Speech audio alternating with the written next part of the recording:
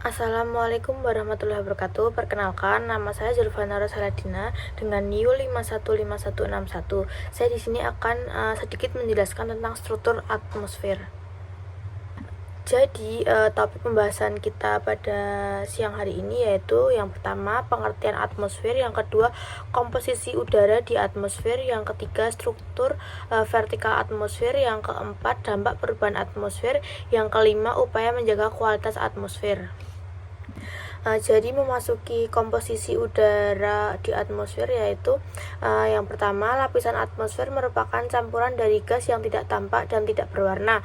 Atmosfer mengandung campuran gas-gas yang lebih terkenal dengan nama udara dan menutupi seluruh permukaan bumi.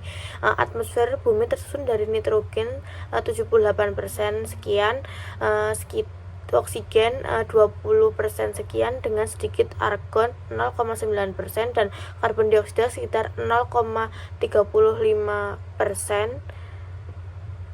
dan uap air. Di atmosfer terdapat beberapa gas yang stabil seperti neon, helium, metana, krypton, hidrogen, dan xenon. Sedangkan gas yang kurang stabil jumlahnya sangat kecil di lapisan atmosfer adalah ozon dan radon. Selain udara kering, lapisan atmosfer mengandung air dan ketiga fasenya hingga kering yang murni di alam. Tidak pernah dijumpai adanya uap air yang jumlahnya berubah-ubah, selalu ada injeksi zat di dalam udara. Selanjutnya struktur vertikal atmosfer yaitu struktur atmosfer terdiri atas troposfer, stratosfer, mesosfer, termosfer, dan eksosfer.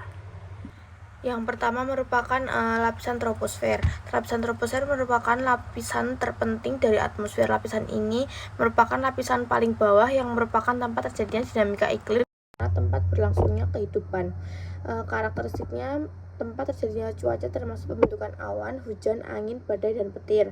Ketebalan troposfer tidak sama di seluruh permukaan bumi karena dipengaruhi rotasi bumi dan menyebabkan variasi kondisi cuaca antara kutub dan khatulistiwa, yaitu di atas kutub sekitar 6 km dan di atas khatulistiwa hingga 18 km. Batas lapisan troposfer dipisahkan oleh lapisan stratosfer yang disebut dengan tropopause, yaitu zona transisi dengan suhu relatif stabil. Selanjutnya yaitu lapisan stratosfer, merupakan lapisan atmosfer di atas troposfer, ditandai dengan proses inversi suhu yaitu kenaikan suhu dan seiring ketinggian akibat adanya ozon. Karakteristik lapisan stratosfer diantaranya tidak berlaku hukum geotermis, di mana semakin tinggi lokasi suhu semakin tinggi. Tidak ada kandungan uap air dan debu kecuali debu letusan gunung berapi yang kuat. Tidak terjadinya cuaca. Batas atas stratosfer dibatasi oleh permukaan dikontinuitas suhu yang disebut stratopause, terletak pada ketinggian sekitar 60 km dengan orde suhu 0 derajat Celcius. Selanjutnya lapisan mesosfer, yang merupakan lapisan udara ketiga yang berada di ketinggian 60 hingga 80 km. Karakteristik lapisan mesosfer diantaranya suhu semakin menurun seiring ketinggian dengan laju sekitar 0,4 derajat per meter. Suhu rata-rata sangat rendah di atas mesopause hingga mencapai negatif 81 derajat Celcius hingga negatif 100 derajat Celcius. Kerapatan udara sangat tipis tetapi cukup untuk menimbulkan gesekan pada benda-benda langit yang masuk. Fungsi lapisan mesosfer yaitu menjadi lapisan pelindung bumi dari meteor, asteroid kecil, dan partikel luar angkasa lainnya dengan membakar habis sebelum mencapai permukaan bumi. Lapisan termosfer ini disebut juga dengan lapisan ionosfer, yaitu tempat terjadinya ionisasi partikel-partikel yang dapat memberikan efek pada perambatan atau refleksi gelombang radio, baik gelombang panjang maupun pendek. Fenomena yang terjadi di lapisan ini adalah aurora borealis atau australis di lintang tinggi hingga partikel bermuatan dari matahari yang berinteraksi dengan atmosfer. Selanjutnya yaitu karakteristik lapisan ini yaitu terletak kira-kira 85 hingga 300 km, bisa lebih tinggi saat aktivitas matahari kuat. Suhu meningkat drastis dengan ketinggian negatif 100 derajat Celcius naik ke ratusan sampai ribuan derajat Celcius, tetapi gas sangat jarang sehingga panas terasa berbeda.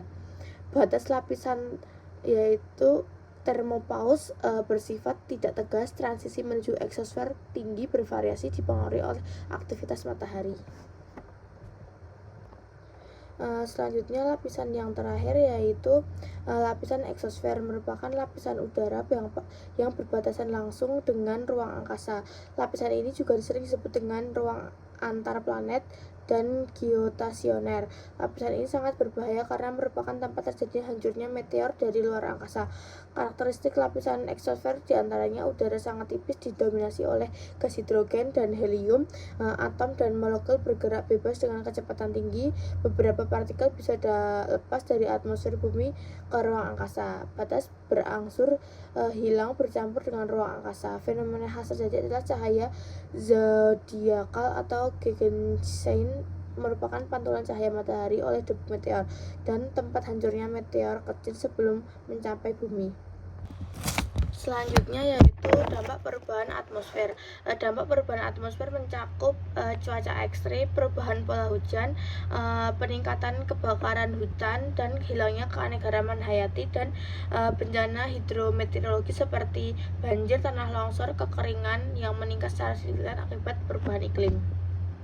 Selanjutnya, upaya menjaga kualitas atmosfer yaitu dengan cara menggunakan transportasi berkelanjutan seperti kendaraan umum, bersepeda, dan berjalan kaki.